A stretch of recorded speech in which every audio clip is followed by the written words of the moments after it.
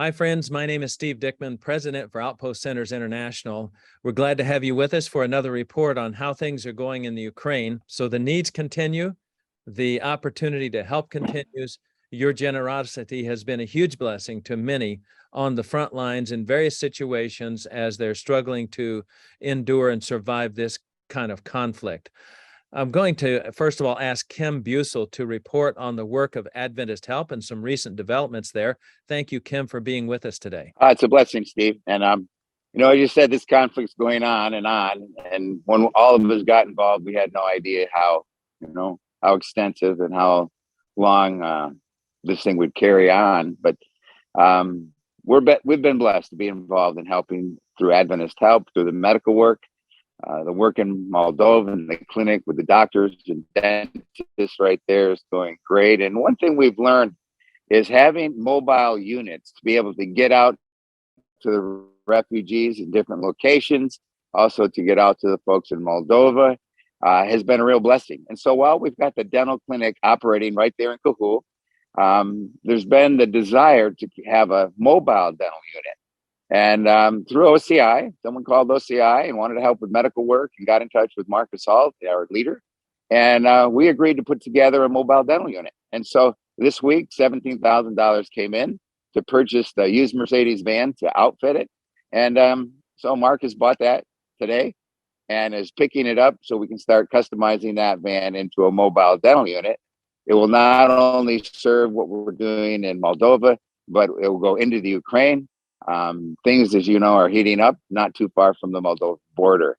And so we're eager to get in there with mobile medical units and also with the mobile dental unit. So that's our most recent update. We invite your prayers to these folks that need help desperately. And again, it's a real privilege to be able to help people at a moment in their life when tragedy has struck them and their need is so great. We appreciate all that OCI and all the donors and sponsors are doing. Thank you, Kim. I appreciate that update. And we know the Lord is still at work here and moving on hearts to continue to help with the resources that are needed to carry that work forward. Michael, you have a recent report for us on how things are kind of going on the front lines and some of the needs there. Yes, good to see you all again, Steve. I've been in touch with NGO currently working in Mykolaiv region in the south of Ukraine. Things are looking pretty bad out there. The government has reiterated the need for mobile medical units to be able to move with this dynamic frontline that keeps shifting to provide emergency medical services closer to the areas where people are getting injured. As the frontline shifts, it gets further and closer from big hospitals, and when it's further away, people die. So it's a very challenging area to operate. So we're once again at it with mobile medical clinics. We're busy setting up at the moment. We've managed to receive some funding to make the initial purchases of large vehicles. Basically, they're military trucks that are being kitted out as mobile clinics that can serve as trauma stabilization points. That's a work in progress. There's still quite a lot we have to do to get them ready. Especially in terms of purchasing medical equipment. So that is one of our big challenges we're facing. But we're really keen to help. The bombs are falling on Mykolaiv even today. I just checked 5 minutes ago, and the map looks horrific today. And every single bomb that falls, more lives are lost, more people are injured, more innocent civilians are dying. So we need to get out there and get working. So that's what's happening currently in Ukraine. Moldova, the clinics are running very well, mobile clinics servicing the entire southern regions of Moldova. As far as we know, we're one of the only NGOs operating in the area, providing health services for refugees. So that's an area that we still need volunteer doctors and nurses to join us for. And then lastly, of course, just as an add-on, our project, our Adventist Help emergency unit in northern Iraq, in Hassan Shamyutu IDP camp, outside the city of Mosul, is also running very well. And we're specifically posting today because we're short of doctors for the rest of the year. So if you're keen to join up as a doctor or as a nurse, and you're keen to join us in northern Iraq, perhaps come and do some work in a well-equipped emergency unit in camps of about 20,000 displaced persons, mostly elderly women and children, please get in touch with us and contact us at volunteers@adventisthelp.org. Thank you so much. Thank you very much for that update, Michael. what a blessing that you're on the front lines there. I know that the situation in Iraq is a little tenuous right now, but the Lord is at work and still providing services through Adventist Help on the front lines. Thank you for what you are doing.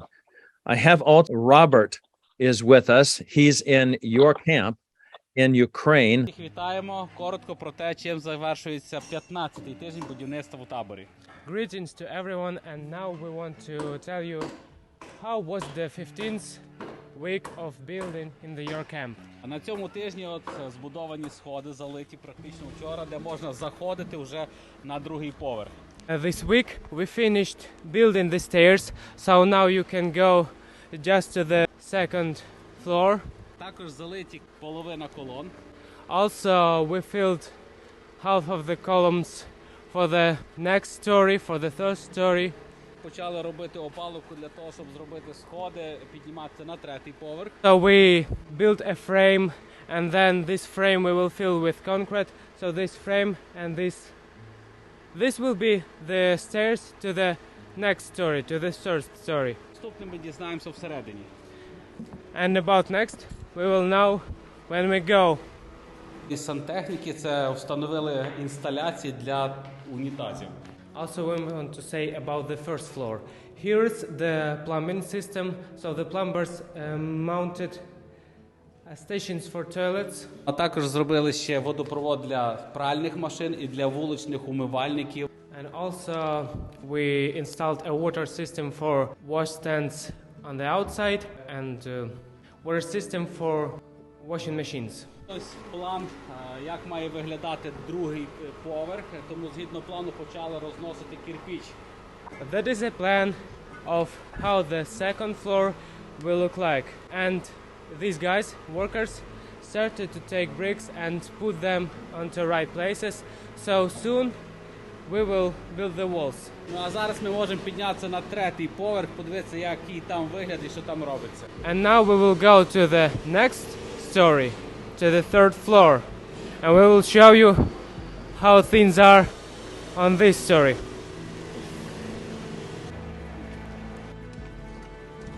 А так як ми внесли малесеньку зміну для проекту і вирішили замість трьохповерхового будинку будувати чотириповерховий, це з рахунком того, щоб третій поверх міг бути житловим, тому на третьому поверсі цього тижня ми змогли залити ось ці колони, частину колон. As we decided to change our project a little bit, so now it will be a 4-story building.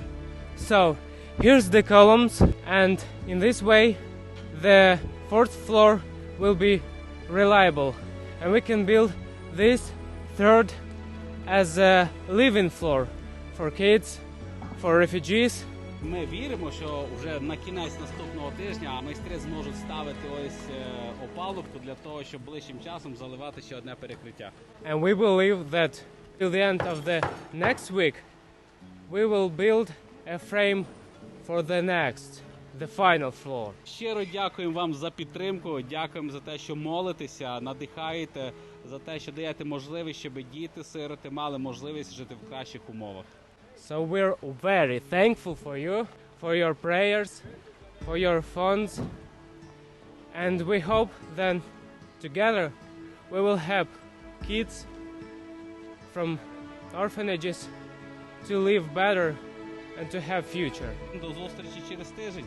Goodbye and to the next week. And what your experience there at the camp has been so far, what you're involved with there. I've been involved with playing with children, entertaining, kicking balls, and singing and being a part of their worship service. I've been involved with wood cutting to keep their boiler running 24/7 that is needed for hot water. And I've been laying bricks. So I've been involved as part of the construction crew. I've been really impressed with this camp and what they offer, what they do. It's a beautiful campus. And there are happy kids running everywhere. They have freedom. There's no fence because they're out in the country. But these children know how to work. They know how to do their chores and earn their little reward dollars to buy little trinkets and gifts from the cafeteria once a week. Thank you, Robert. Great to see that you're there in your camp and helping out there. And we're going to pray that God will continue to bless your efforts there. Friends, you've heard the reports today of what's happening on the front lines there in some of our locations in the Ukraine area, and all of that's happening there.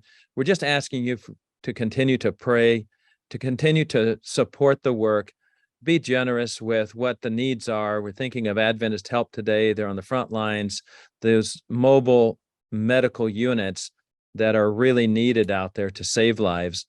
And if you have a burden to help with that, please certainly go to our website, outpostcenters.org. Get involved, click on that button. The building there at your camp, another need that is ongoing, trying to get ready for even more orphans to come in and take care of them there at your camp. Just please continue to pray for these things. Share this report with your friends and family, and may God bless you as we continue to support our brothers and sisters who are in a very difficult time there in Ukraine. Just a note, like Michael said, an add-on here, the need for physicians in Iraq at this point with the situation ministering to displaced people there in Iraq. Just pray for that. If you know a physician who has some time and energy and would like to go serve there, please share this opportunity with them. Thank you again today, friends. May God bless you as we continue to support the work there and encourage people who have greater needs than we do.